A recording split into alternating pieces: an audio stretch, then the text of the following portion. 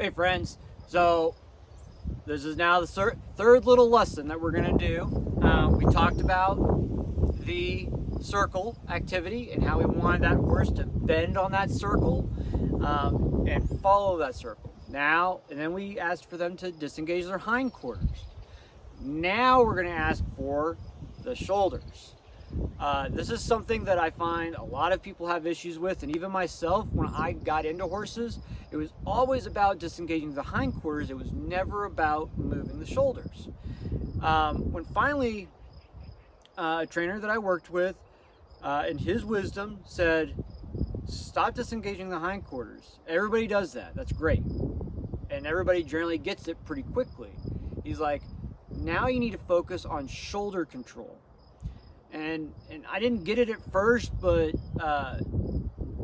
talking with them more and more, it wasn't about doing your pivots. It's not about getting a really quick turnaround. It's not about the maneuver. It's about the shoulder control.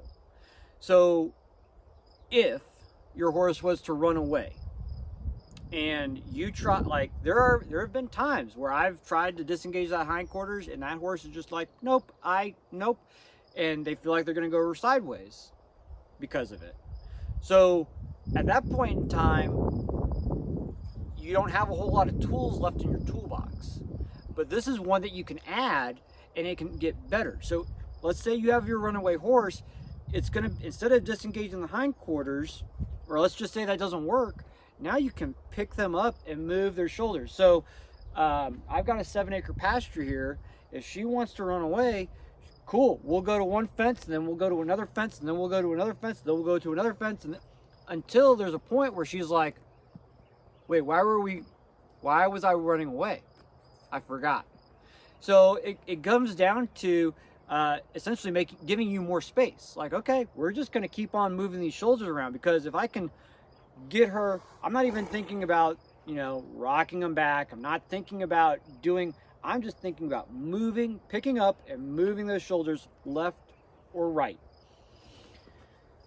With that being said, a disengaging of the shoulders, like yielding the shoulders, is a forward moving deal. And so we're going to start slow. Even if you have this already and you can burn a hole in the ground, let's start slow and correct. So slow and correct is, if I'm going to be on this side of the horse, this is the outside of the horse, okay? It is her left side, but for this we're going to either use left or outside. I want her outside front foot to cross over her inside front foot, and I want her to pivot on her outside hind foot. Now, I'm going to move her off this fence a little bit just so we can get a better view of it. But what that's going to end up doing is she's going to rock back on her hocks a little bit, and she's going to pivot. Now, after so many times around, yeah, she'll have to move that pivot foot to reestablish her balance, but that's fine. We're not in this for the maneuver. We're in this just to yield this shoulder. So, come on, sweet. So we're going to ask her to come forward, and then I'm going to go ahead and walk. And she may start off like she's if you watch this front foot, she's stepping behind sometimes, and that's fine. For right now, for the most part, she's stepping in front, and her pivot foot is pivoting. So let's say we do this for a few days, and now you're like, okay, I got this, but the horse, she'll do 3 fronts, and she'll step in front of 3 times, and then she, takes a step back once. Cool. So because you've been really handy with your circling exercise, now we can use that to our advantage. So I'm going to set her up so you can see this outside front foot is a little in front. So I'm going to keep my lead hand out towards her nose.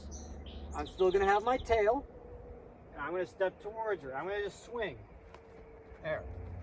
Now I'm gonna slow down even more. Now, if she looks like she's gonna, like right there, if she looks like she's gonna cross, I'm gonna actually bump her nose forward, because all I'm really looking at right now is the front feet. I'm not addressing the back feet.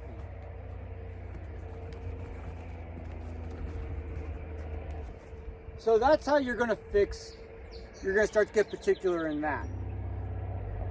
With the hind feet, and this is something that I struggled with for quite a while with her, was how to plant that hind foot. We're actually gonna ask for that backup. So remember that wiggle that at the beginning was like, I don't need that? You're gonna need that for this exercise, if your horse isn't pivoting. So, I'm going to pivot her, and if it walks out of it, like right there, I'm gonna push her back.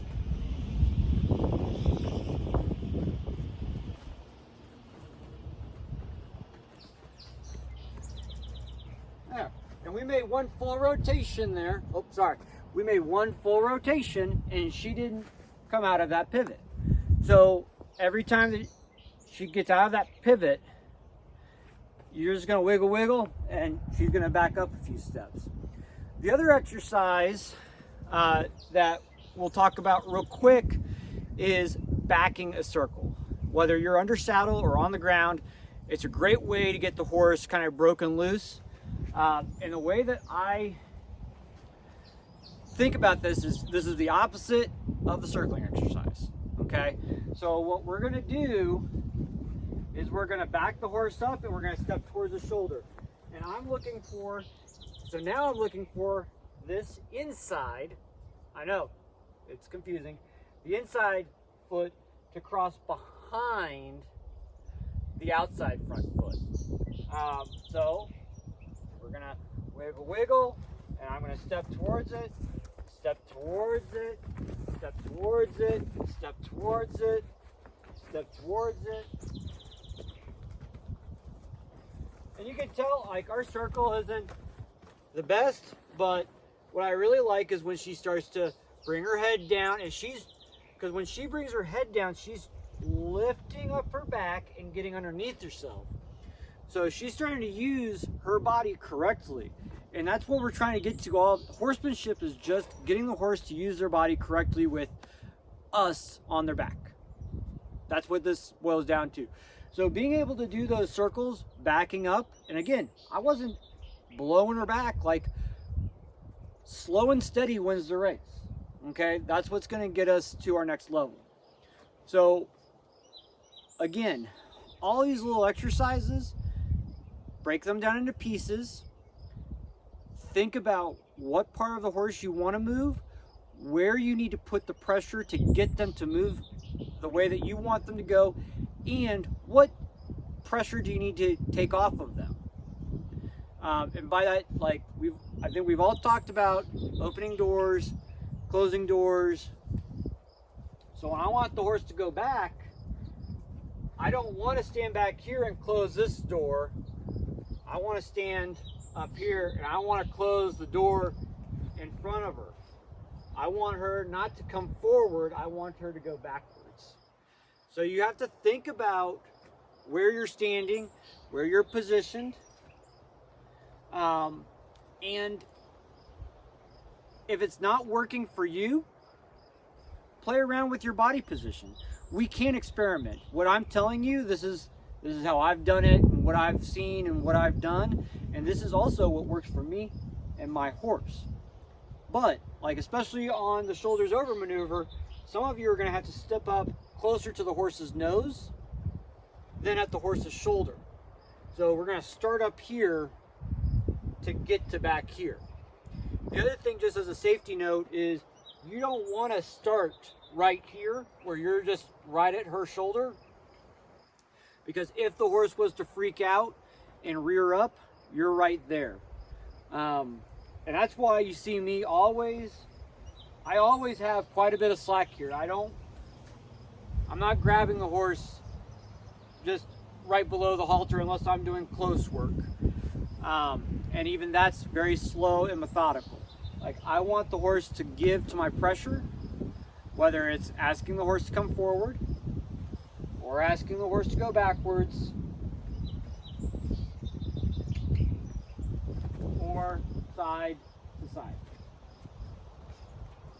So these are all just basic points. I'm trying to get these all on video for you guys. Again, try it. Send me a video of what you got going between now and our next lesson. And I'd love to see what your progress looks like. So we'll see you guys at the next lesson, and talk to you soon.